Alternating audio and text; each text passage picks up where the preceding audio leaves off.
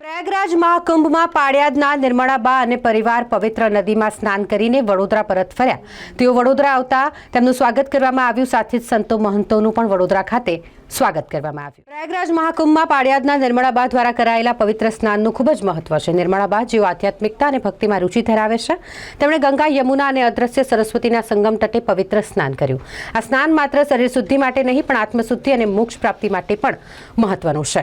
મહાકુંભના શુભ અવસરે લાખો ભક્તો સાથે તેમણે તીર્થ સ્થળે સ્નાન કરીને ધર્મ અને સંસ્કૃતિ પ્રત્યે શ્રદ્ધા દર્શાવી। તેમની ઉપસ્થિતિ પાળિયાદના ભક્ત સમૂહ માટે ગૌરવનું કારણ બની।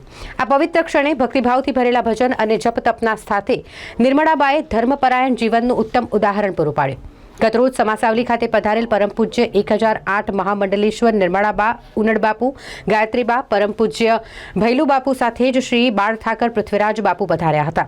ત્યારે અમર ગ્રુપના ચેરમેન કિશોર પ્રજાપતિ તેમજ વિહળ પરિવારના સેવકો દ્વારા તમામનું ફૂલહાર આપી આશીર્વાદ મેળવવામાં આવ્યા। બીજી બાજુ નિર્મળાબા દ્વારા મીડિયા સમક્ષ વાત કરતા જણાવ્યું કે વડોદરા એટલે મારું બીજું ઘર। હું પાળિયાદ હોઉં કે પછી વડોદરા હોઉં, મને જાણે એમ લાગે કે હું મારા ઘરે જ છું। અને પ્રયાગરાજ મહાકુંભના સ્નાન વિશે પણ તેમણે માહિતી આપી।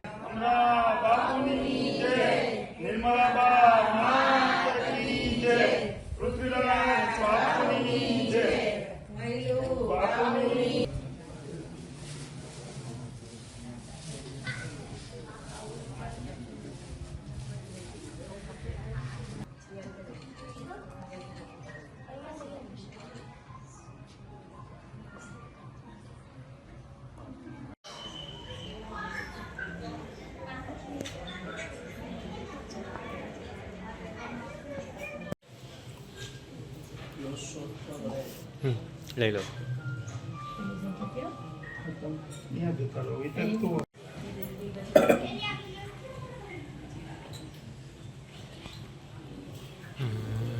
બોલો વિહા બાપુની જય, નિર્મળાબા માતની જય, પૃથ્વીરાજ બાપુની જય, ભૈલુ બાપુની જય, ગાયત્રીબા માતની જય, દિયાબા બેનની જય।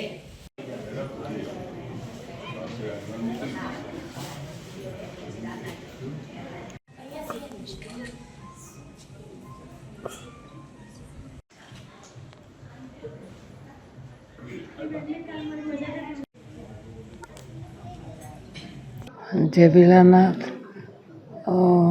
આ પવિત્ર મહાકુંભમાં સ્નાન કરીને ખૂબ ધન્યતા અનુભવું છું। અને કુંભ વિશે તો શું કહેવું, બધા મીડિયાના થ્રુ બધા પરિચિત જ છે, પણ એક સનાતન ધર્મની આસ્થા શું છે અને સનાતન ધર્મ શું છે એ જોવું હોય તો કુંભમાં જ જવું જોઈએ। ત્યાં સાક્ષાત અનુભવ કરી શકાય, કહી ન શકાય એવું એક પવિત્ર અનુભવની સાથે લઈને આવ્યા છે। અને મારા બ્રધર તો દર વખતે કુંભમાં જતા અને કલ્પવાસ ત્યાં મહિનો રોકાતા, એટલે આમ અમે તો નાનપણથી પરિચિત છીએ જ। પણ આ મહાકુંભનું જે એક વિશાળ આટલા કરોડો માણસોની વચ્ચે આટલું મેનેજ કરવું, ક્રાઉડ મેનેજ કરવું, અને આટલું સ્વચ્છતા, અને એનું વર્ણન નથી કરી શકાય એમ, એ અનુભવ જ કરી શકાય। એટલે દરેક સનાતનીને કુંભમાં જઈને અનુભવ કરવો જોઈએ। અને ઉમટ્યું છે આખું આ સનાતન બધાની આસ્થા છે જ, દેવી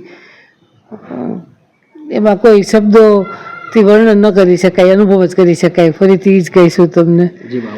અને એમાં જો પાછા કોઈ ટુરિસ્ટ તરીકે જતા હોય તો એ આખો અનુભવ જુદો થાય, પણ સનાતની તરીકે એક આસ્થા લઈને જાય તો જ સાચો કુંભનું ને એની પવિત્રતાનું દર્શન થઈ શકે। અને આટલા બધા અખાડાઓ અને સાધુ સંતોનું હોય, એટલે કરોડો માણસો હોય તોય કોઈ ભૂખ્યું ન સૂવે આ કુંભમાં, એ એક અમે નજરે જોયું। અને અદ્ભુત છે જે યોગીજીએ જે વ્યવસ્થા કરી છે, અને સ્વચ્છતા, અને કોઈ કમી નથી એમ કહી તો કહેવાય એમ। આજે વડોદરામાં પણ પધરામણી થઈ છે, શું કહેશો? વડોદરા તો અમારું છે જ, અને આ લક્ષ્મણભાઈની મોકાણી પરિવારથી તો આપ સૌ પરિચિત છો। ને અમારા વડોદરામાં આવી એટલે અમને એમ થાય કે અમે ઘરે આવી ગયા। જતા વળતા બે ટાઈમ અહીંયા વડોદરા હોલ્ટ કરીને જ ગયા હતા, એટલે અમને એમ બહુ અનુકૂળતાથી ગયા છીએ।